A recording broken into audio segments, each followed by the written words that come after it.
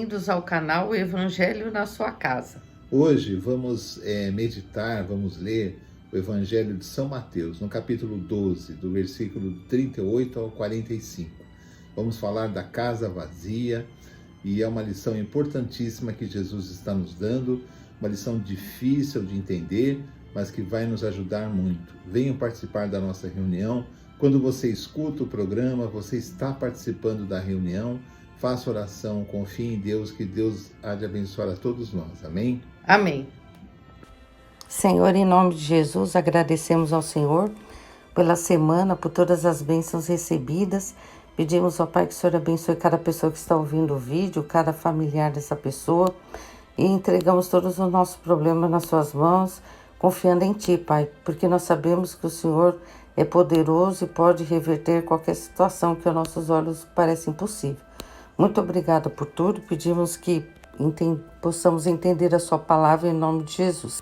Evangelho de Mateus 12, do 38 ao 45. Então alguns dos fariseus e mestres da lei lhe disseram: Mestre, queremos ver um sinal miraculoso feito por ti. Ele respondeu: Uma geração perversa e adúltera pede um sinal miraculoso, mas nenhum sinal lhe será dado, exceto o sinal do profeta Jonas. Pois assim como Jonas esteve 3 dias e 3 noites no ventre de um grande peixe, assim o Filho do Homem ficará 3 dias e 3 noites no coração da terra. Os homens de Nínive se levantarão no juízo com esta geração e a condenarão, pois eles se arrependeram com a pregação de Jonas. E agora está aqui o que é maior do que Jonas. A rainha do sul se levantará no juízo com esta geração e a condenará, pois ela veio dos confins da terra para ouvir a sabedoria de Salomão. E agora está aqui o que é maior do que Salomão. Quando um espírito imundo sai de um homem, passa por lugares áridos procurando descanso. Como não o encontra, diz: Voltarei para a casa de onde saí.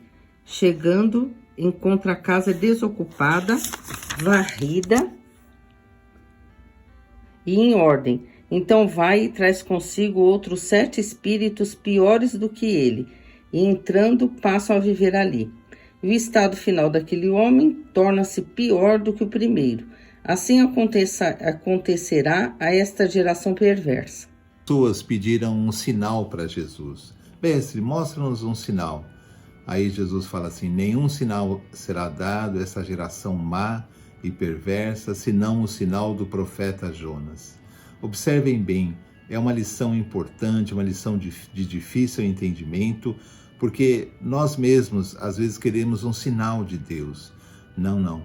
O primeiro sinal que Deus nos dá é a pregação do Evangelho, para que nós possamos viver uma vida cristã plena, uma vida cristã feliz, em paz, com Jesus.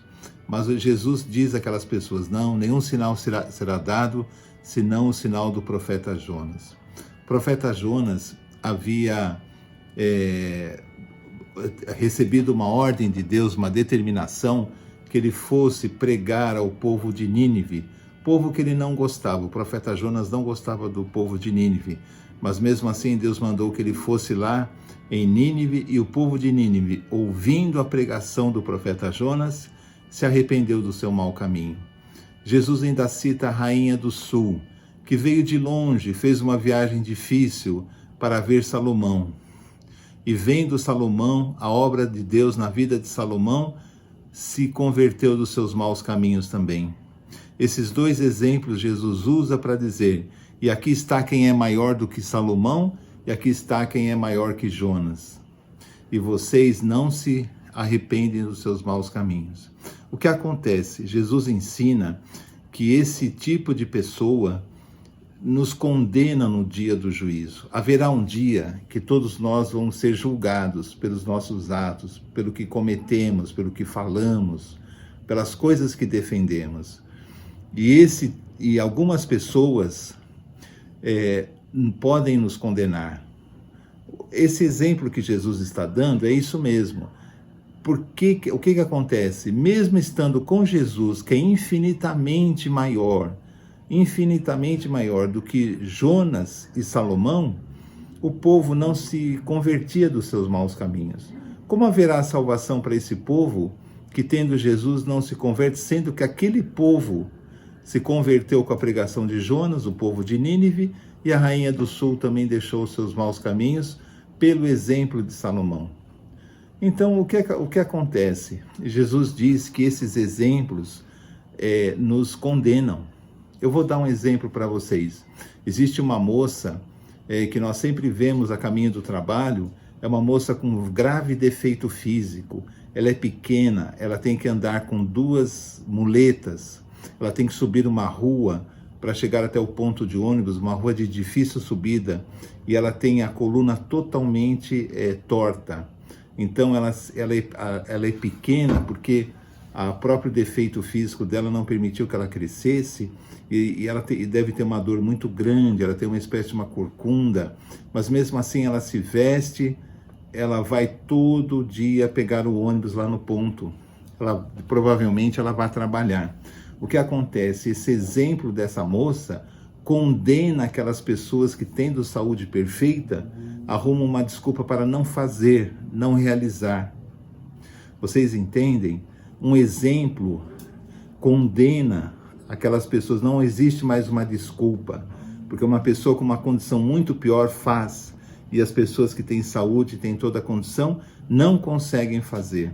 É isso que Jesus está ensinando. E no dia do juízo, nós podemos ser até condenados pelo exemplo de pessoas que, não tendo o que nós temos, conseguiram realizar muito mais do que nós. Isso que Jesus está falando. Então a nossa casa, ela não pode ser vazia. Nós temos que encher a nossa casa, que é o nosso coração, o nosso espírito, a nossa vida, do Evangelho, das coisas de Deus, do amor, dos frutos de Deus, os frutos do Espírito de Deus, que é o amor, a paz, a bondade, a benignidade, a caridade, para que a nossa casa fique cheia, para que nós não sejamos condenados, para que nós tenhamos um bom testemunho de vida, uma vida frutífera em Cristo.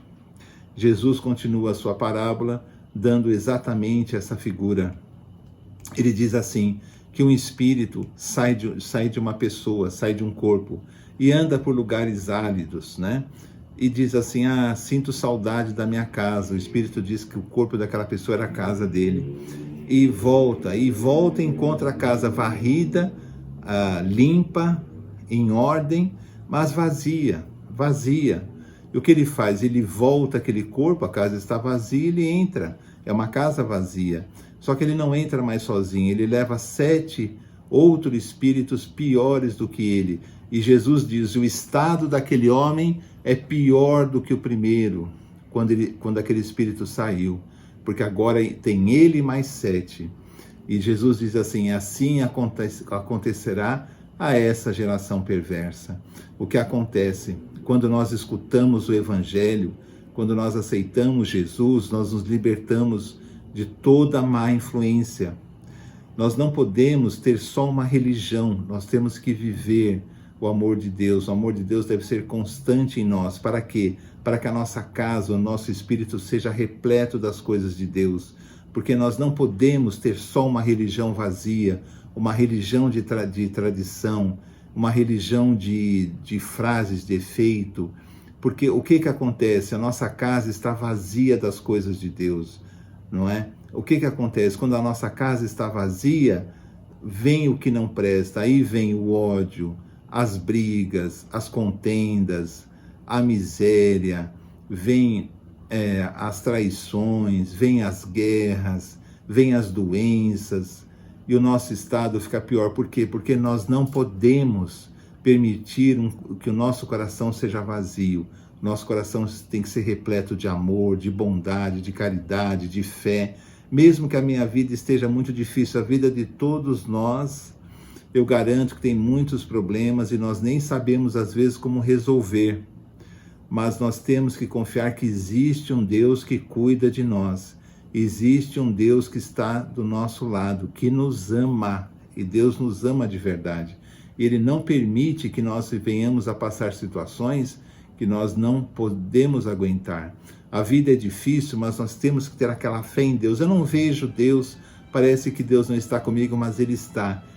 Mas eu não preciso ver, eu preciso ter fé para que eu possa vencer tudo isso e manter a minha casa cheia do Evangelho, que é o meu coração, para que eu não venha a ser condenado com uma geração perversa. Por quê?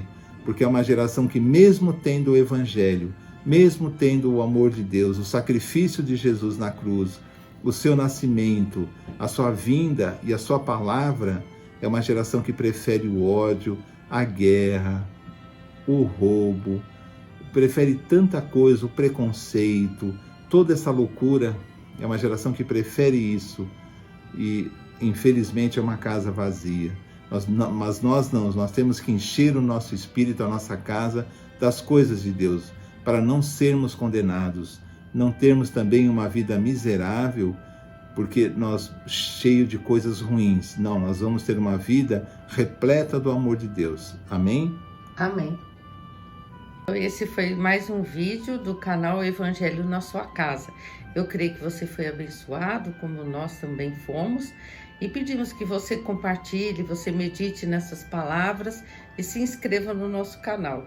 Amém? Lembre-se que é importante que você não tenha essa casa vazia. É importante que você encha a sua mente, o seu coração e o seu espírito com o Evangelho, com a palavra de Deus. Então aqui vai uma dica, né? Nunca vá dormir sem antes orar. Dedique alguns minutos à oração a Deus, fale com Deus, peça para que Ele encha o seu espírito com as coisas dEle, peça que Ele abençoe o seu lar, a sua família, vai falando o nome das pessoas, vai apresentando, mesmo que foi aquele dia de trabalho, aquele dia cansativo, que às vezes você está procurando emprego, mesmo assim, não desanime. Você faz o seguinte, ora antes de dormir, todos os dias, amém? Você vai ver que você vai amanhecer com mais fé, com mais confiança, porque Deus está sempre conosco. Nós que precisamos exercitar nossa fé. Então, esse foi mais um vídeo e pedimos que Deus os abençoe e até o próximo, se Deus quiser. Tchau, Amém. tchau. Tchau.